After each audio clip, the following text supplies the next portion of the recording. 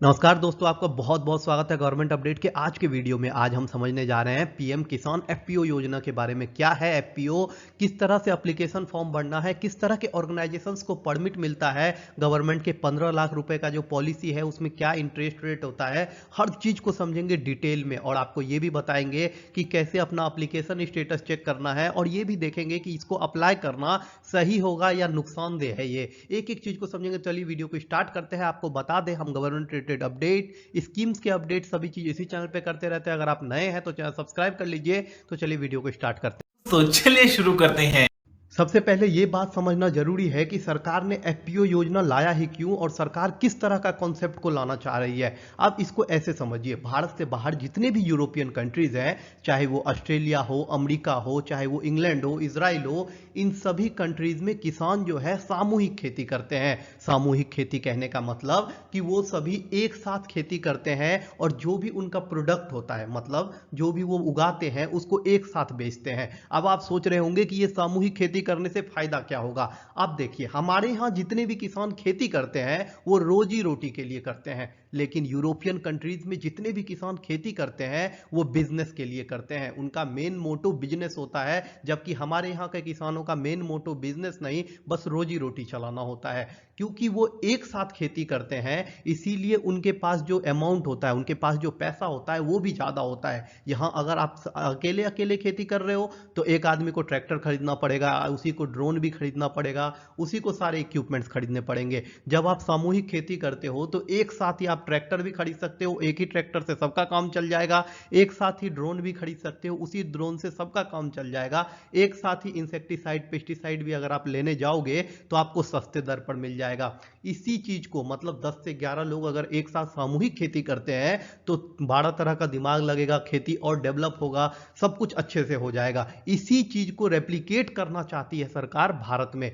अगर मैं आपसे ये कहूं कि पीएम किसान एफपीओ और जो है ये कोई लोन वाला योजना नहीं है, बल्कि किसानों को एक समूह में लाने का योजना है, तो इसको आप ज्यादा अच्छे से समझ पाओगे। अब हम लोग समझेंगे कि किसको फायदा मिलेगा और क्यों मिलेगा। सबसे पहले ये समझिए, एफपीओ योजना में जुड़ने से पहले आपको 11 लोगों का सदस्य बनाना पड़ता है। मतलब 11 लोग मिलकर एक साथ खेती करोगे, एक साथ एक ऑर्गेनाइजेशन को रजिस्टर करोगे, इस तरह की टीम बनानी पड़ती है। वो टीम अप्लाई करता है एफपीओ में और उसको लोन मिलता है, और 15 लाख रुपए का। अब ये समझते हैं कि कौन किसान जो है इसका फायदा उठा सकते हैं। देखिए, अब ये समझना जरूरी है कि कौन से किसान ऐसे होंगे जिनको ये पीएम किसान एफपीओ योजना का लाभ मिलेगा। तो इसके लिए आप इस बात को समझ लीजिए कि सरकार ने कुछ एक टर्म एंड कंडीशन रखा है।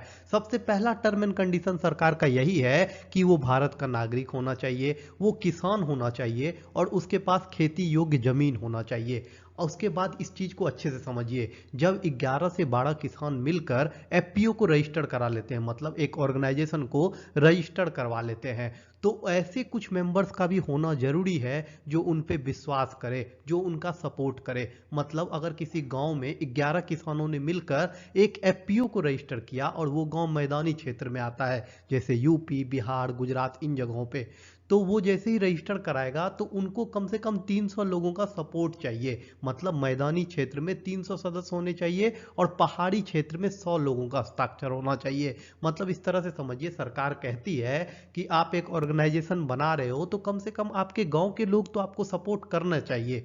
तो माना गया है कि गांव जो होते हैं, मैदान में जो गांव होते हैं यूपी में, बिहार में, तो ये बड़े गांव होते हैं, तो इनमें 300 लोगों का सपोर्ट लेना कोई बड़ा बात नहीं है। 300 लोगों का हस्ताक्षर लेके मेंबर बनाना कोई बड़ा बात नहीं है। और पहाड़ी क्षेत्र के लिए इस सीमा को रखा गया है 100 सदस्य। और दूसरा सरकार ने लास्ट में यही कहा है कि कम से कम सबके पास इतनी जमीन तो होनी चाहिए कि वो खेती कर सके। मतलब जो 11 सदस्य के बन मिलकर एक एफपीओ को रजिस्टर कराएंगे, उन सभी के पास खेती योग्य जमीन होनी चाहिए। अब इसके बाद हम लोग समझेंगे क्या क्या आवश्यक दस्तावेज है जो जरूरी है पीएम किसान एफपीओ योजना के लिए।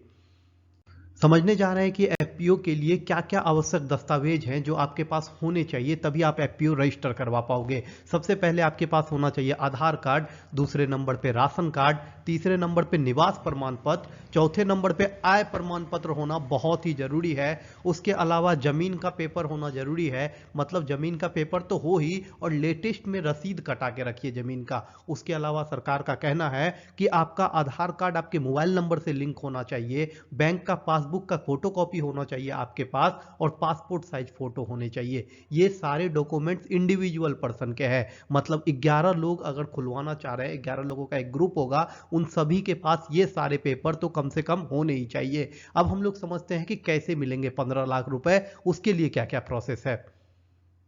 अब आते हैं सबसे महत्वपूर्ण बात पे कि 15 लाख रुपए मिलेंगे तो मिलेंगे कैसे। इसके लिए आप ये समझिए कि पीएम किसान एफपीओ योजना में जो 15 लाख रुपए मिलते हैं, वो मिलते हैं आपको अपने ऑर्गेनाइजेशन को रजिस्टर कराने पे। मतलब जब आप 11 किसान एक साथ मिलकर सारे डॉक्यूमेंट्स को पूरा करते हो, आप सभी के पास अपना अपना जमीन भी है, सभी मिलकर जो है रजिस्टर कराते हो सरकार के पास और कहते हो कि हम अब एक कंपनी की तरह काम करेंगे, हम एक ऑर्गेनाइजेशन की तरह काम करेंगे, तब सरकार आपको 15 लाख रुपए देती है। दूसरा शर्त सरकार ने कहा है कि आप कृषि से जुड़ा हुआ ही कोई बिजनेस करो। ऐसा नहीं कि आप कृषि के लिए लोन लो और आप कुछ अलग दुकान खोल लो, टायर का दुकान खोल लो, गाड़ी का दुकान खोल लो, तो ये सब नहीं चलेगा। आपको कृषि से रिलेटेड ही कोई बिजनेस करना होगा। जैसे आप बीज से जुड़ा हुआ कोई बिजनेस कर सकते हो, खाद से जुड़ा हुआ कोई बिजनेस कर सकते हो, उर्वरक से जुड़ा हुआ कोई बिजनेस कर सकते हो, कीटनाशक से जुड़ा हुआ बिजनेस कर सकते हो, डेयरी फार्म खोल सकते हो, फिशरी कर सकते हो, गो बकरी पालन कर सकते हो।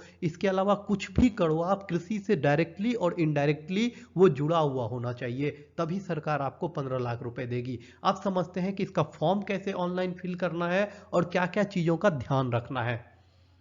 अब हम लोग ये समझेंगे कि पीएम किसान एफपीओ योजना के लिए रजिस्टर कैसे करना है। रजिस्टर करने के लिए जितने भी डॉक्यूमेंट्स मैंने आपको बताए हैं, उन सब का स्कैन कॉपी होना आपके पास जरूरी है। आप नज़दीक के साइबर कैफे जाकर उन सब का स्कैन कॉपी ले सकते हैं। इसके लिए आपको सबसे पहले ये बता दूं कि पीएम किसान एफपीओ योजना के लिए सरकार ने कोई अलग से वेबसाइट नहीं बनाया है, बल्कि ई नाम का जो ऑफिशियल वेबसाइट है, उसी वेबसाइट पे आपको जाना है। ई नाम का वेबसाइट है enam.gov.in। इस वेबसाइट का लिंक मैं आपको डिस्क्रिप्शन में भी दे दूंगा, वहां से आप ये ओपन कर सकते हो। जैसे ही आप इस वेबसाइट को ओपन करोगे, आपको कुछ इस तरह का इंटरफेस दिखेगा जो मेरे साइड में दिख रहा है। इस इंटरफेस में जाने के बाद यहाँ आपको ऑप्शन दिखेगा एफपीओ का लिखा हुआ। इस एफपीओ पे जैसे ही आप क्लिक करोगे, यहाँ आपको दो ऑप्शंस दिखाई देंगे, एक रजिस्टर करने के लिए, एक लॉगिन करने के लिए। अगर आप नए यूजर हो तो आपको रजिस्टर करना है। जैसे ही आप रजिस्टर पे क्लिक करोगे, उसके बाद आपके सामने पूरा एक फॉर्म खुल जाएगा और उस फॉर्म को देखने के बाद उस फॉर्म को एक एक चीज फिल करना है। उसमें आपका नाम सही से फिल होना चाहिए। जब आप नाम फिल करते हो तो इस चीज को ध्यान में रखना, आपका आधार डॉक्यूमेंट ही बेस्ट है। सबसे जो नाम उसमें है, जो एड्रेस उसमें है, सब कुछ वही फिल करना। और मोबाइल नंबर जब आप फिल करोगे तो इस बात का ध्यान रखना कि उस मोबाइल पर एसएमएस आ सके, क्योंकि एसएमएस आएगा तभी वो वेरीफाई करेगा। अब इसके बाद समझते हैं कि आपने अप्लाई तो कर दिया और आपको स्टेटस चेक करना है कि मैंने जो एफपीओ के लिए अप्लाई किया था उसका स्टेटस क्या है, वो एग्री हुआ कि नहीं हुआ, वो रिजेक्ट तो नहीं हुआ। उसको चेक कैसे करना है ये मैं आपको बताता हूं।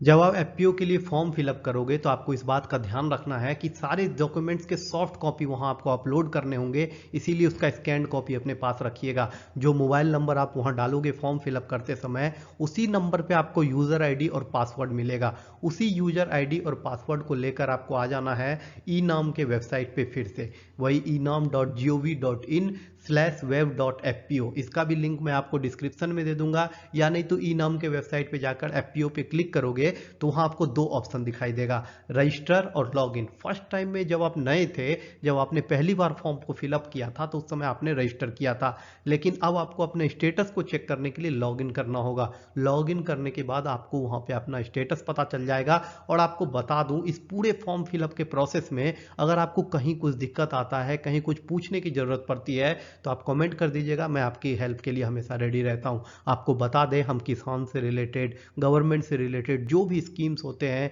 जो भी अपडेट्स आते हैं, उनको शॉर्ट वीडियो या लॉन्ग वीडियो के माध्यम से आपके सामने लाते रहते हैं। चैनल सब्सक्राइब कर लीजिएगा और हमारे साथ बने रहिएगा। बहुत बहुत धन्यवाद आपका। और फॉर्म ध्यान से भरिएगा। फॉर्म में आधार कार्ड वगैरह का प्रॉब्लम जो होता है उसको ध्यान रखिएगा, कहीं गलत से आधार नंबर या फिर आधार कार्ड में जो आपका नाम है उसी को भरिएगा। कई बार लोग नाम में मिस्टेक करते हैं और फिर वेरिफिकेशन में प्रॉब्लम आती है। बहुत बहुत धन्यवाद आपका।